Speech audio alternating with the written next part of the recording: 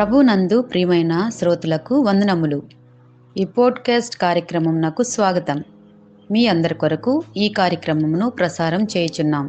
విని దైవాశీస్సులు పొందుకోగలరు. ప్రియమైన శ్రోతలకు మన ప్రభువైన యేసుక్రీస్తు నామంలో శుభోదయం. శ్రోతలారా, ఎలాగున్నారు? మీ అందరూ బాగుండాలని మన ప్రభువైన యేసుక్రీస్తు నామంలో ప్రతిదినం ప్రార్థన చేస్తున్నాం. రండి, ఈ ఉదయకాలము దేవుని సన్నిధిలో ప్రతిదినం దేవునితో నడక అనే శీర్షిక నుంచి హోలీనెస్, పవిత్రత అనే అంశము కొరకు మీ మధ్యన చెప్పడానికి నేను సిద్ధపడుతూ ఉన్నాను. నేను పవిత్రుడై ఉన్నందున మీరు కూడా పవిత్రుడై యుండిడి. 1 పేతురు 1:16 ప్రకారం దేవుడు వాక్యాన్ని మనకి తెలియజేస్తున్నాడు. ప్రియమైన దేవుని పిల్లలారా, ఈరోజు ప్రపంచమంతా పాపం, అపవిత్రత, చెడు అలవాట్లతో నిండిపోయింది. కానీ దేవుడు తన పిల్లలను పవిత్రమైన జీవితానికి పిలుస్తూ ఉన్నాడు. క్రైస్తవ జీవితం అంటే కేవలం ఆరాధనకు రావడం మాత్రమే కాదు, కానీ దేవునికి ఇష్టమైన పవిత్ర జీవితం గడపడం కూడా. అయితే పవిత్రత అంటే పాపము నుండి వేరుగా ఉండడం మరియు దేవునికి అంకితమైన జీవితాన్ని గడపడం. మన ఆలోచనలు, మాటలు, క్రియలు దేవునికి ఇష్టమైనవిగా ఉండాలి.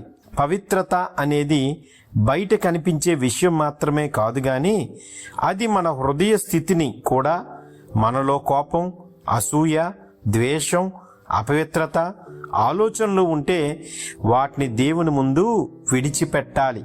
దేవుడు పవిత్రుడు కాబట్టి ఆయన పిల్లలైన మనం కూడా పవిత్రంగా ఉండాలన్నదే దేవుడు కోరుతూ ఉన్నాడు.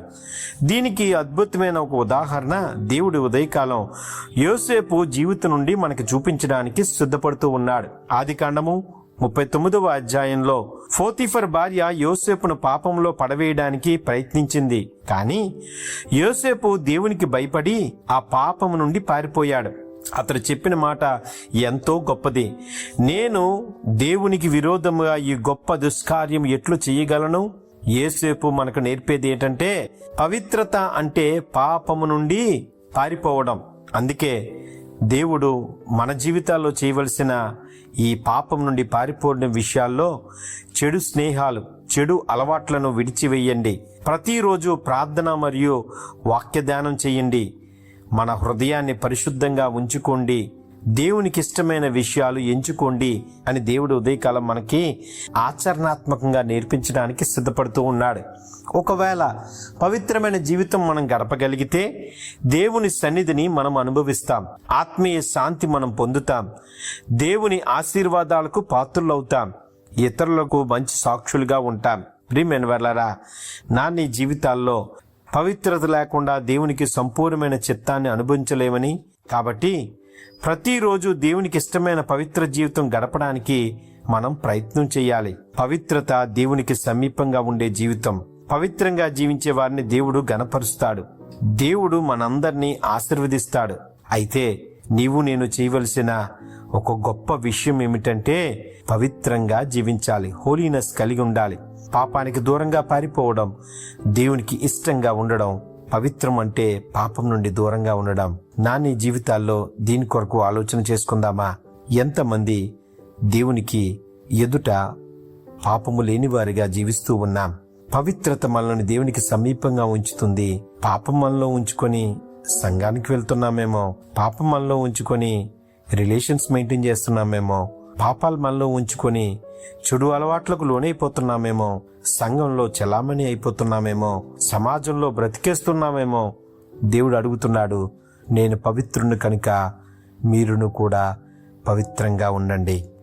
దేవుని సన్నిధి మనం అనుభవించాలంటే, మనలో మన కుటుంబంలో ఆనందం ఉండాలంటే పవిత్రత దేవుని చిత్తమని మనం గ్రహించి అట్టి రీతిగా బ్రతకమని దేవుడు మనకు తెలియజేస్తున్నాడు. ప్రియమైన వారలారా, ఈ ఉదయకాలం దేవుడు మనతో సూటిగా మాట్లాడుతున్నాడు.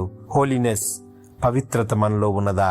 ఒకవేళ లేకపోతే పవిత్రంగా జీవించడానికి సిద్ధపడదాం. పాపం నుండి వేరు చేయబడదాం. పాపరహిత జీవితాన్ని ఈ లోకంలో ఉన్నప్పుడు మనం జీవించి అనేక మందికి సాక్షులుగా బ్రతుకుదాం. దేవుడు పరిశుద్ధుడు కాబట్టి మనమును పరిశుద్ధంగా ఉండడానికి పవిత్రత కలిగి జీవించే మనసు దేవుడు మనకు అనుగ్రహించేలాగున ప్రార్థన చేసుకుందాం. ఆమేన్.